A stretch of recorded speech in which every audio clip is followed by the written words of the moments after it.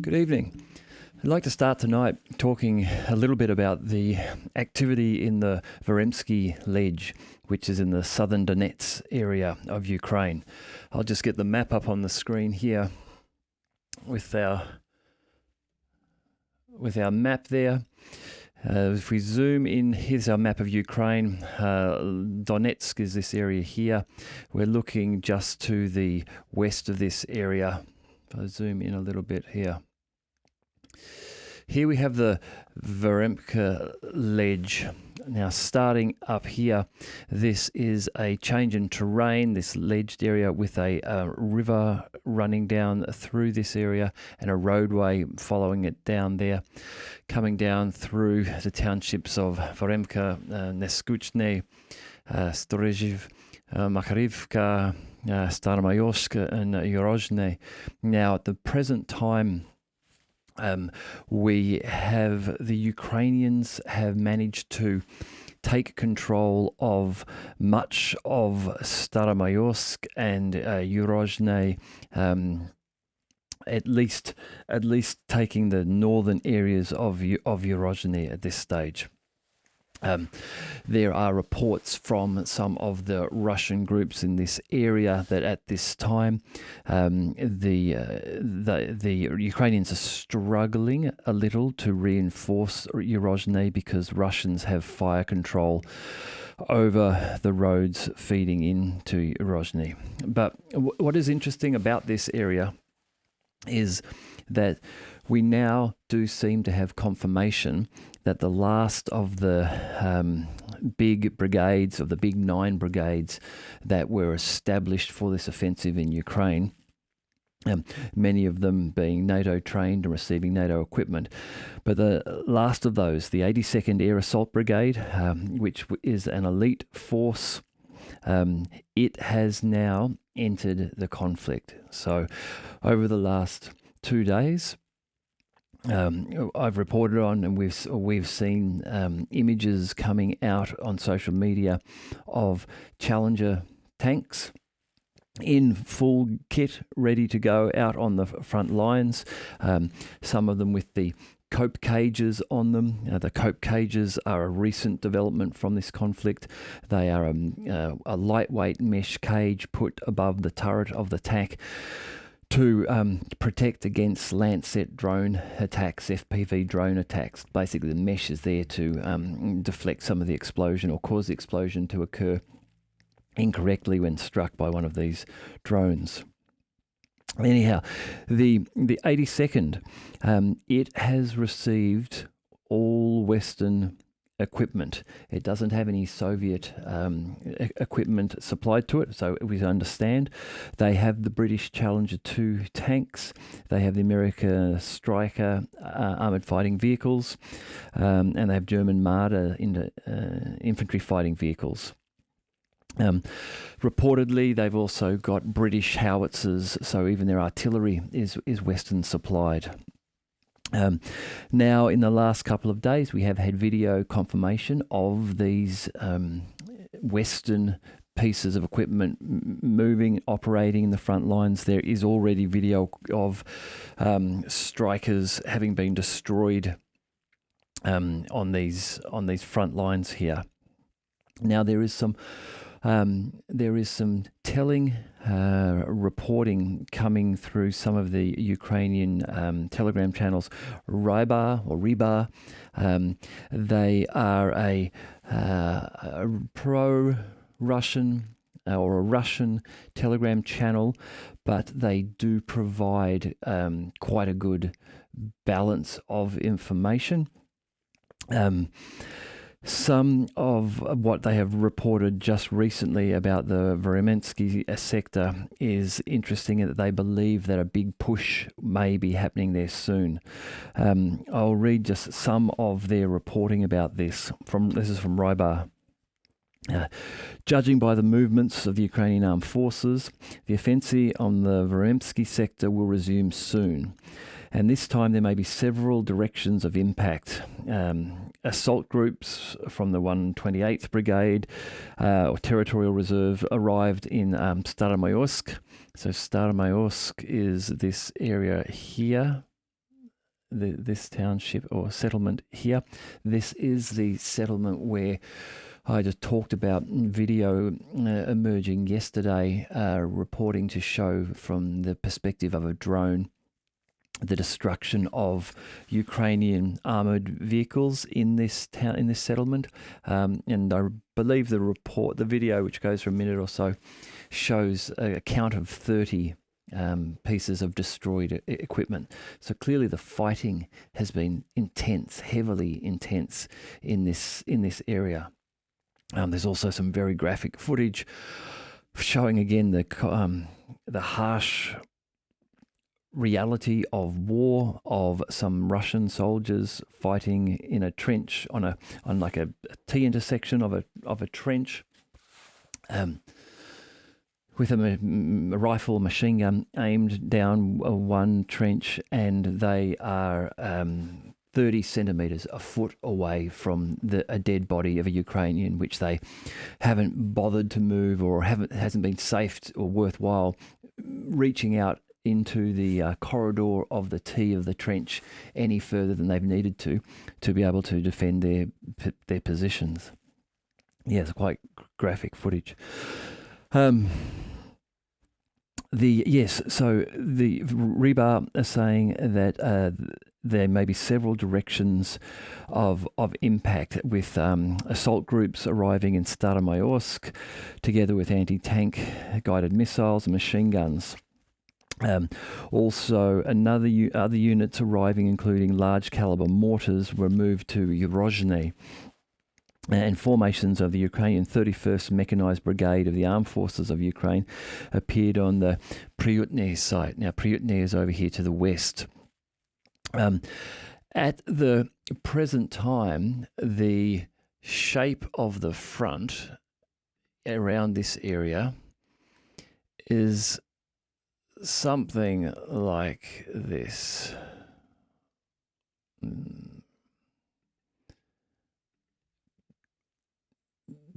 Dropping down. So a salient has been formed. Let me just perhaps change the color of that if I can. Make that a little bit easier for us to see. That line there, very roughly drawn, not accurate, please, it's not meant to be accurate, but just roughly, is showing that there is this bulge being forced down here by the Ukrainians. The Rebar are reporting that what they believe may happen now is that forces are moving down to these areas and are going to look to push this line and flatten this out and push down to Pryutny here, drive down to Staromlinovka here, and then drive eastward across here to Novodonetskoy. So trying to remove this bulge, this salient, this tube that will be forming if they continue directly down here, as the Ukrainians run the risk of, if they do that and extend themselves too far, that the Russians will just push in from both sides, from the east and the west above them, and then they will be trapped in effectively a cauldron, those advancing troops. Some additional reporting from Rebar, just talking about this. Given the above, the enemy's offensive should be expected in at least three directions at once: Pryutny, Staromlinovka, and Novodonetskoy. The three townships that I just highlighted, the three with the little orange icons on them. The Ukrainian Armed Forces gunners have increased the intensity of their fire with cluster shells all along this line. If we take into account the introduction of the 82nd Tactical Group, into the Orekhovsky sector, an attempt to break through to the Sea of Azov can begin in the shortest possible time. Now, the Orekhovsky section is Orekhiv, which is further to the west of here, but what Rybar are suggesting is that they believe that the Ukrainians are building up for a push to push down through Starolinivka here, make their way down then further towards from here to Tokmak, and then from Tokmak down to the Sea of Azov. Now the Orekhiv region, sorry, Tokmak is just here. The Orekhiv region that they're speaking about is just here. This is Orekhiv and Robotny around this area. As I mentioned, there is reporting though that the Ukrainians, in their desire to push south from Eurozhny at the present time, an advisor to the acting head of the Donetsk People Republic, Jan Gargan, stated that the Ukrainians can't transfer their reserves at the moment. Our artillery controls the entrances, which are the northern roads into Eurozhny. Equipment and personnel are destroyed on the approaches.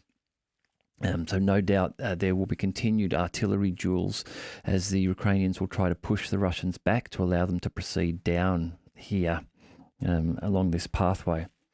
Now, moving over to the Orekhiv region, we'll just get this a little bit bigger on the map here. Orekhiv here, Mala Tokmacha just here, and Robotny here.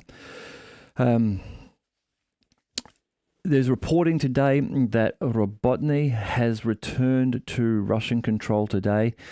Even some Ukrainian channels are reporting a massive use of drones in this area. So those drones, I imagine, would be attacking any of the pieces of armored equipment or artillery that the Ukrainians are using to push through here. Also, perhaps even the smaller FPV drones being used against individual or groups of soldiers. The Ukrainians are reporting, and this is being corroborated by Russian channels, that a Russian Ka-52 Alligator attack helicopter was shot down by some sort of a anti-aircraft shoulder-mounted device, I believe, around Robotny. Reports are that the pilot, or one of the pilots, survived. I believe that the other one didn't survive in what would have been the ensuing crash from that being shot down. Now going back, Rybar, they write also commenting on the Orekhiv and Robotny area here, and I'll read a little of what they say. On the Orekhiv and Rabotino, the Robotny direction of West Zaporozhye, Rybar writes, now the Ukrainian armed forces are trying to develop the offensive further. Additional forces of the 10th Army Corps units have been drawn up to Malaya Tokmaksha, which is up here north of Robotny, a few kilometers north, as well as the 82nd Tactical Group, whose paratroopers have already been caught in a meat grinder near the village. So here I imagine he's referring to Robotny. Also, new Starlink terminals have been deployed in Malaya Tokmacha, and the training and coordination of assault units continues at the Verkhnaya Tersa training ground, which is likely to join the battle in the event of at least some successes in Rabotino. So Robotny here has been going backwards and forwards in terms of who's had control of this area. I think Rybar here suggesting that if the Ukrainians have success, they would expect to see other reserves pushed in and then to look to move further from here. Down to Tokmak here is the goal along this line, to assume control of Tokmak, and then from Tokmak resupply Ukrainian forces into here to then push further south to Melitopol. They go on to say, judging by the jamming of the Ukrainian forces to the east of the village, the Ukrainian command wants to take Rabotino into a semicircle. So what is happening here is that Ukrainian forces are starting to push down around Robotyno like this. Let's make that a bit easier to see.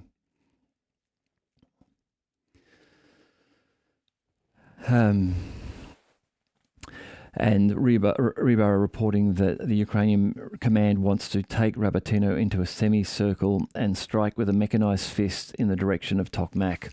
So possibly the Ukrainians looking to create their own cauldron here, encircle Robotny, and assume control of it that way. Then having taken control of this area, then push down with a large, they call it an armoured fist, towards Tokmak.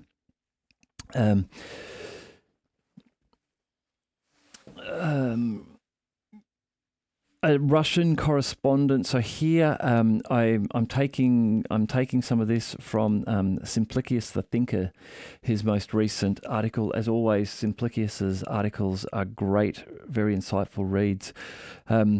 Here he's referring to Russian frontline correspondent Alexander Kashenko. And this is just something he's been writing about this Robotny or Robotyno area. And these are hundreds of new armoured vehicles and up to hundreds of tanks. If they pile on a mass of equipment, then they can take Robotyno. Ukrainians, like air, need at least some kind of victory. In other directions, there are at least some settlements that were recaptured, and near Robotyno, there are only nameless forest plantations.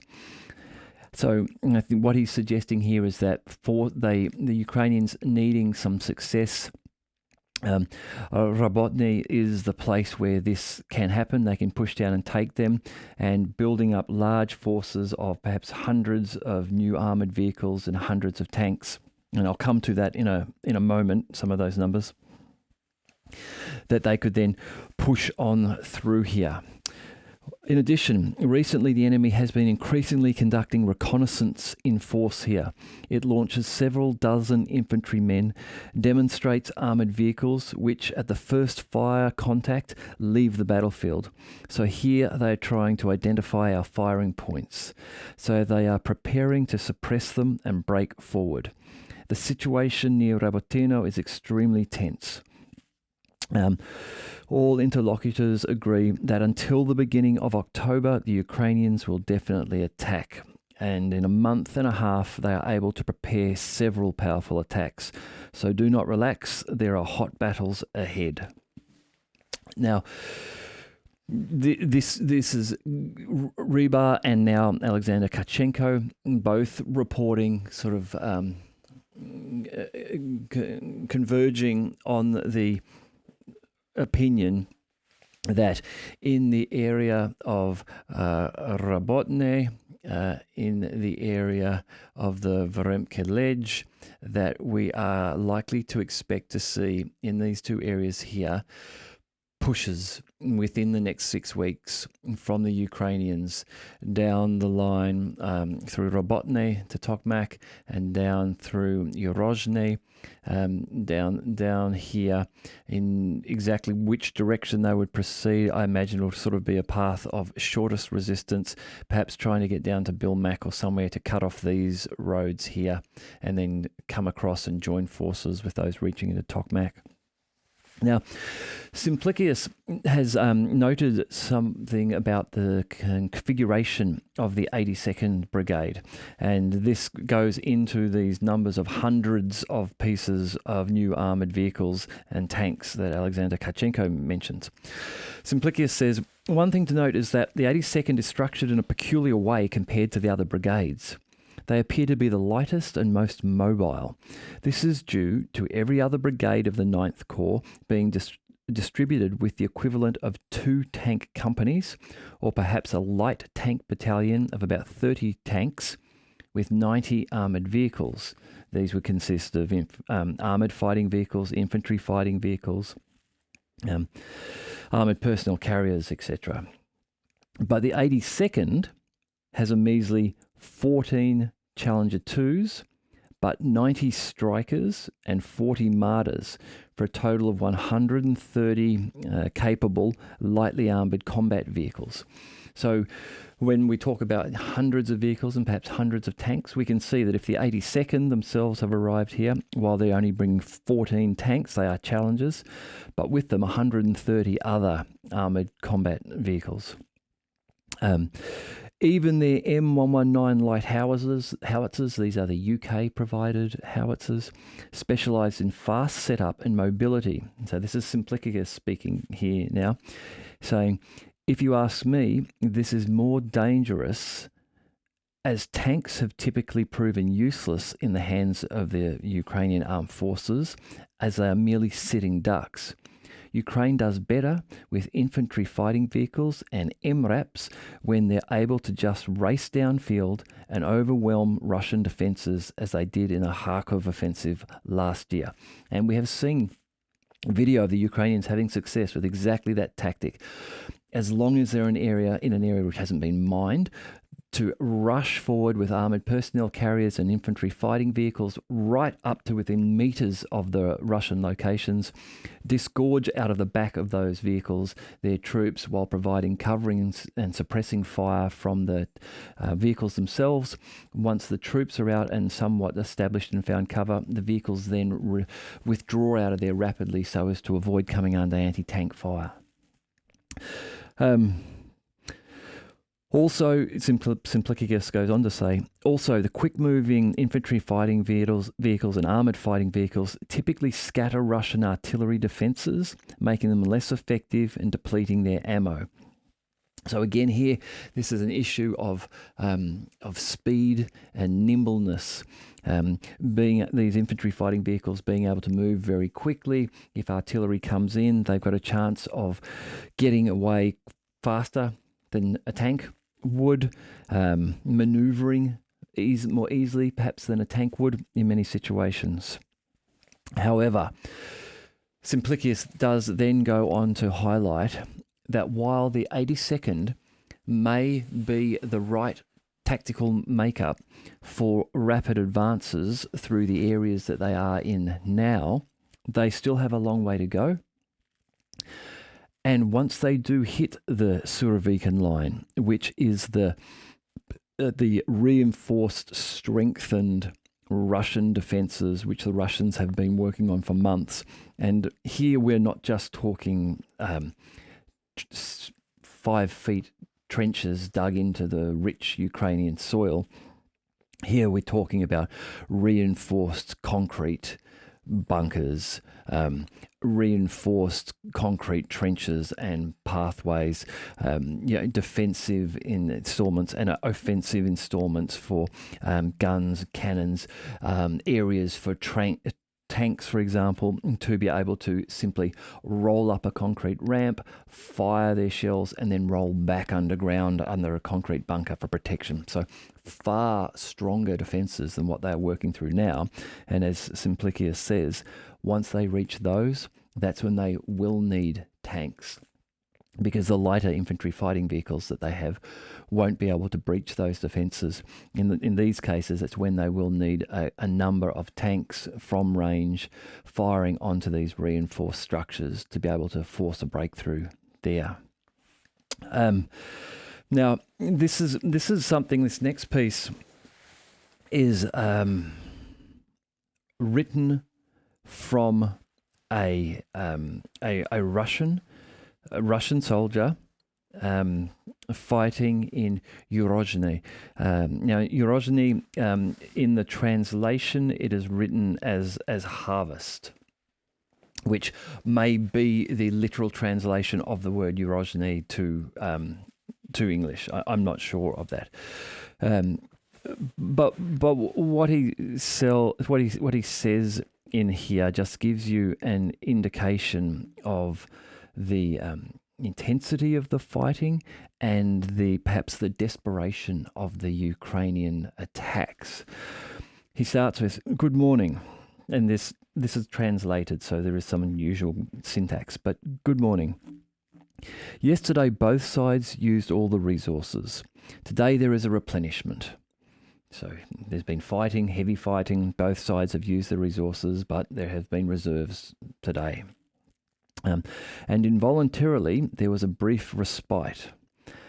Sympathy does not come to visit on the battlefield, but seeing how much damage the enemy is taking in harvest, Eurozhny, we experience feelings that are difficult to describe.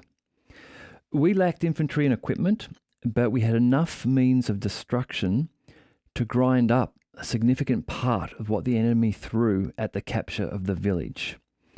Harvest, Eurozhny, resembled a meat grinder, which included living people, and minced meat came out. I think the word included there means something more along the lines of which ingested or took in.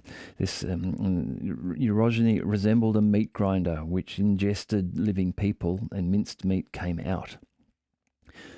The number of destroyed and damaged equipment was not calculated in units.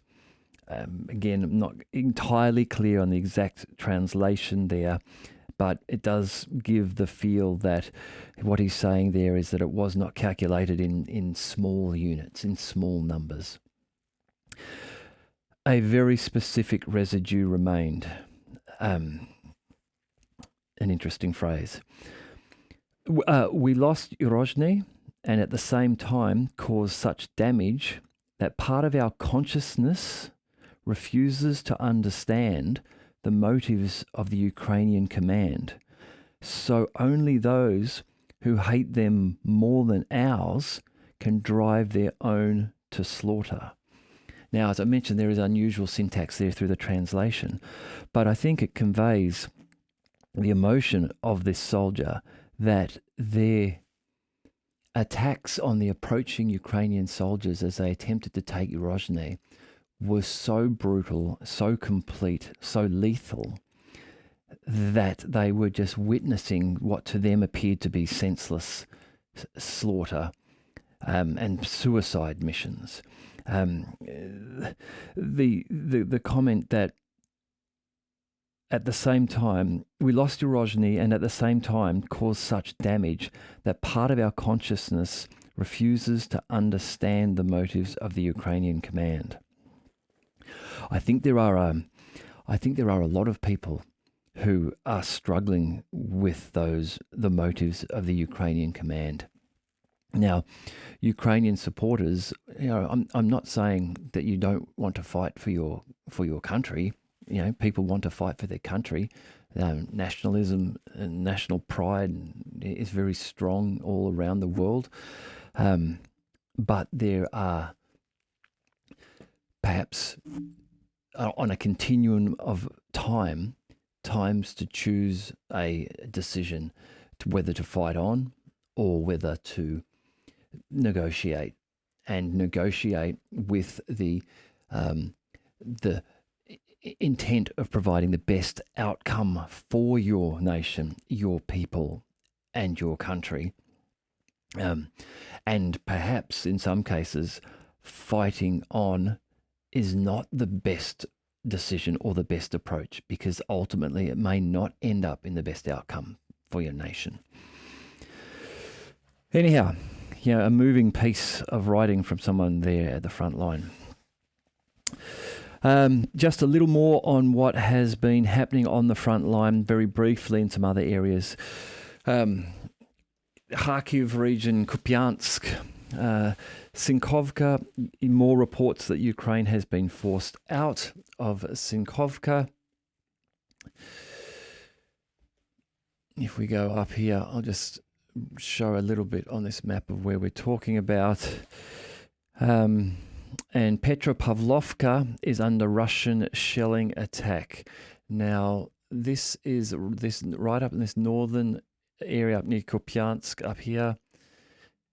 Sinkovka is up here, and Yahidne is here.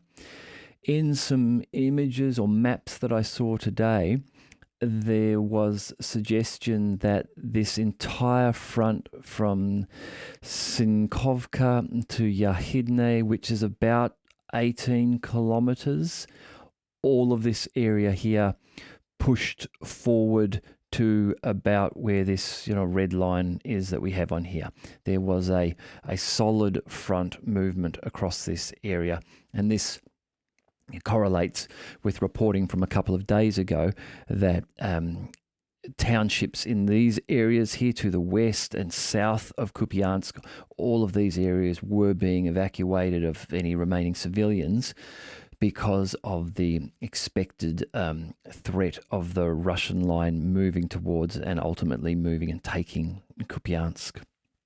Now, also today, there was some activity in the Black Sea. It's reported that in the Black Sea today that two Russian patrol ships, the Pietlivy and the Vasily Bilkov of the Black Sea Fleet, reports indicating that a Ukrainian unmanned gunboat were destroyed. So in this case, this being unmanned, this is some sort of a drone, naval drone again. A gunboat though, so perhaps a different design to the ones that we saw on the video footage that was released by CNN had uncovered this week of the drone which attacked the Kerch Bridge. That seemed to be less of a gunship and more of a floating bomb or mine. But the wording here in the reports are that this was an unmanned gunboat. So perhaps a naval boat drone remotely controlled with some sort of machine gun cannon capability on it. It was reportedly destroyed. I can imagine now that after the recent drone attacks that the naval fleet, the boats in the naval fleet and their sailors will be on high alert at all times now, looking for those smaller naval drones. I've also seen in some Telegram channels some imagery of a submersible drone. Now, I haven't seen reports of it being used yet, but it does look like it would be very difficult to detect visually.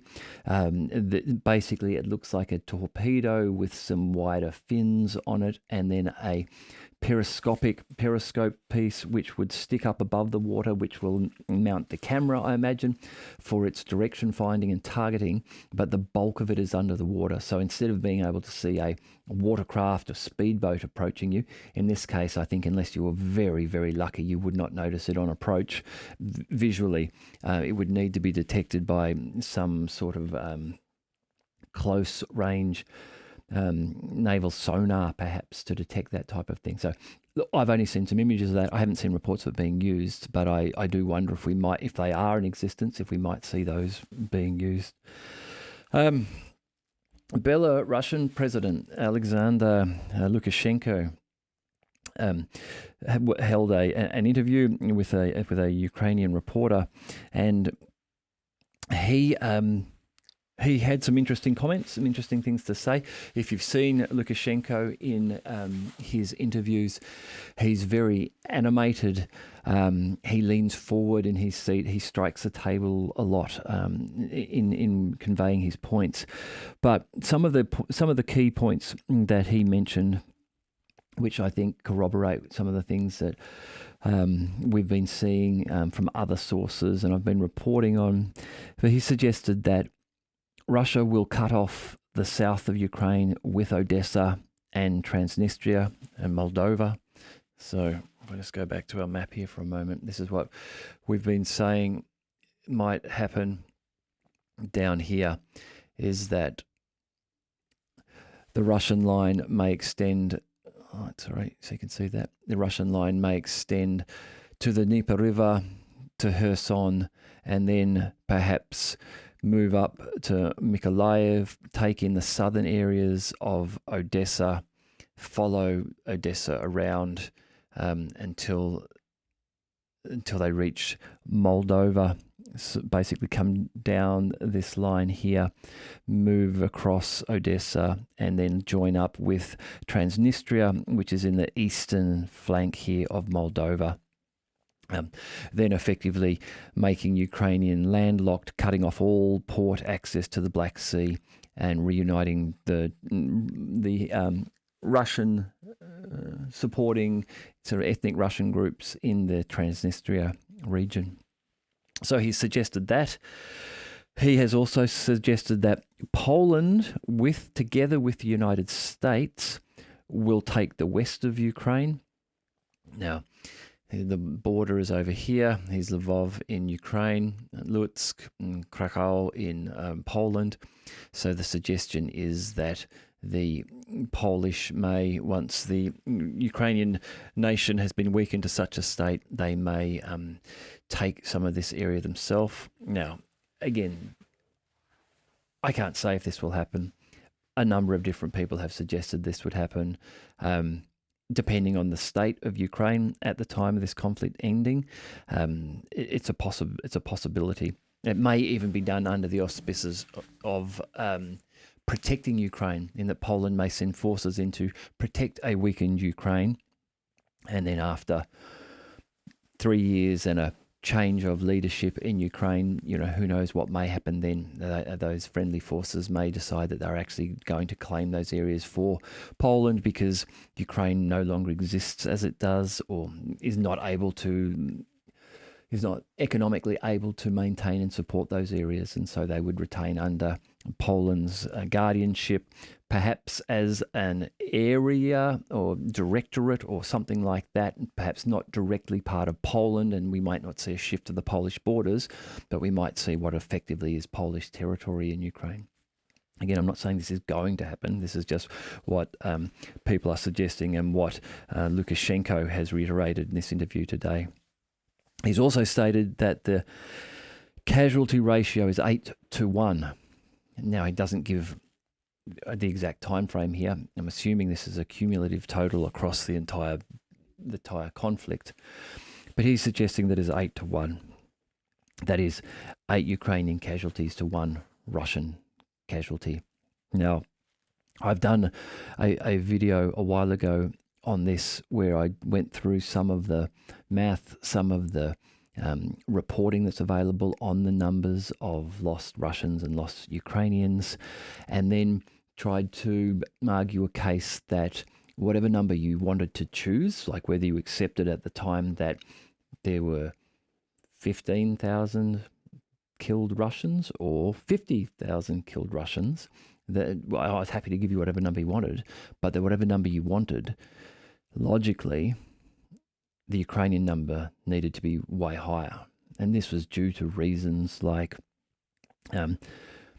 artillery usage, which was confirmed both by Russian and Western and Ukrainian sources, that the Russians were firing 8, 7, 10 times, sometimes as much artillery.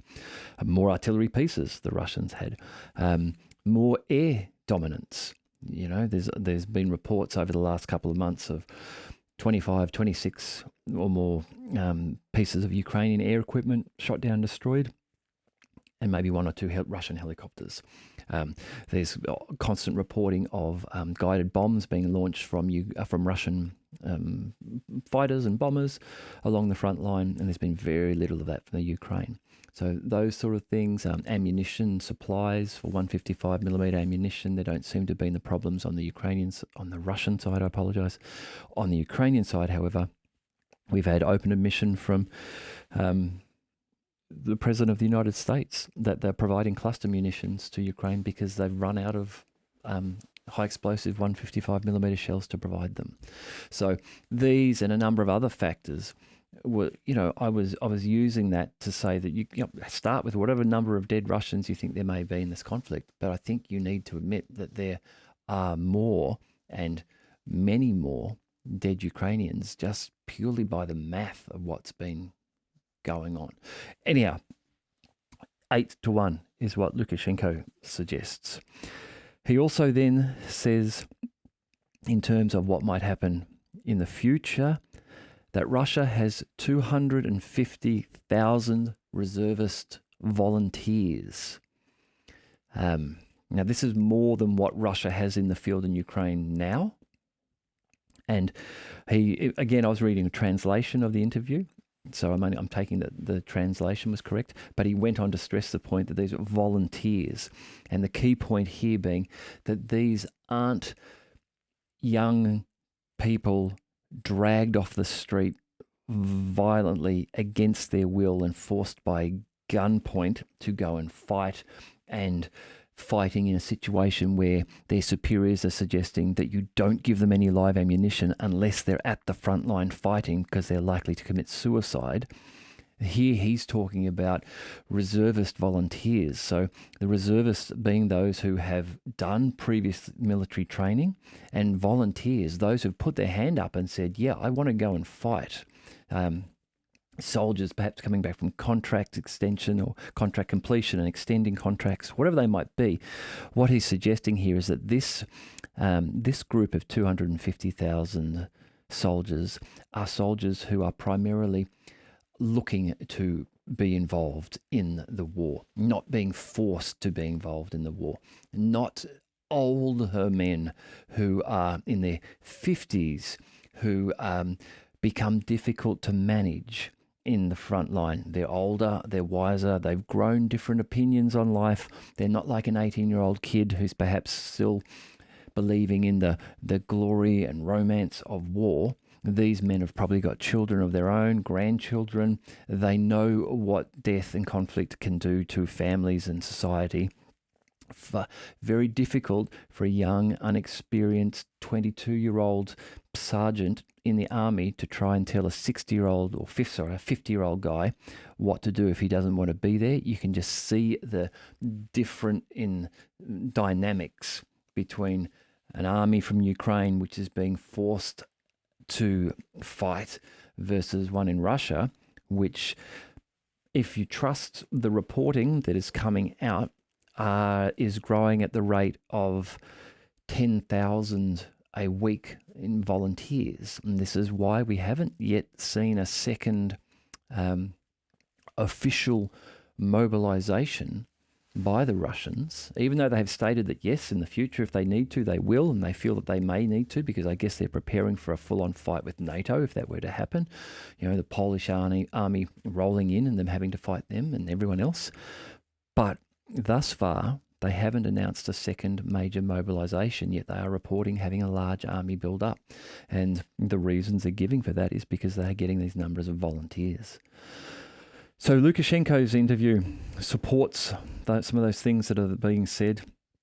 And then finally, with all of that happening from the Ukrainian side, Andrei Kartapolov, head of the State Duma Defense Committee in Russia, has said in an interview that Russia is preparing an offensive in Ukraine. So I'm mentioning this because I feel this sort of ties all these things that we're seeing together. And together, if you look at them as a whole collection of pieces, the sum of these parts, they add up to more. We're seeing stories of Ukraine struggling. We're hearing stories of this army being mobilized without a full mobilization being needed, and the ability to have more come when needed. And all of this seems to be leading to perhaps a Russian push. I was reading a statement earlier today where they were talking about why Russia isn't advancing faster in some areas. And again, the response was because they don't need to. They've already got the upper hand. They can hold positions. They can attrit the Ukrainians. The Ukrainians are running out of resources, the Russians believe. They can just sit tight for a while, build up an unbeatable force effectively, and then when it is ready, and as Andrei Kartapolov says here, as for the offensive, it is necessary to create conditions. This process is underway. Those conditions, they are things like shaping the field, the battlefield, exhausting the Ukrainian resources, breaking their units, those sort of things, and then taking out industry. We saw the strikes in this week, the 2 nights of heavy missile strikes in areas of Lvov and Lutsk and many areas across central Ukraine, which were apparently targeted at industry and the capability of Ukraine to be able to build and repair equipment for the war. So with all of those things happening, the Ukraine's economy and industrial potential being crushed as well, it does appear as though we are seeing Russia prepare the way for an offensive. When that offensive may come, who knows? It will possibly be in the early new year of 2024, once the autumn wet season, the Raspunista, has completed and the ground is frozen again, so that the Russian army can advance if they wish to. That may well be when that will happen. And for Ukraine, if some of the stories we've been hearing about the the American support likely to decline come December, if there haven't been any demonstrations of success, all of those things could really just, and of course the announcement from Jens Stoltenberg's chief of staff yesterday that perhaps the way for Ukraine to enter NATO is to concede land to Russia, then we may find that in the early parts of 2024 that this conflict will be pushing towards negotiations and an end, with a Russian offensive driving forward, claiming Odessa, all up the way up to Moldova, reaching the point that the Russians wish to, and then commencing negotiations with the Ukrainians.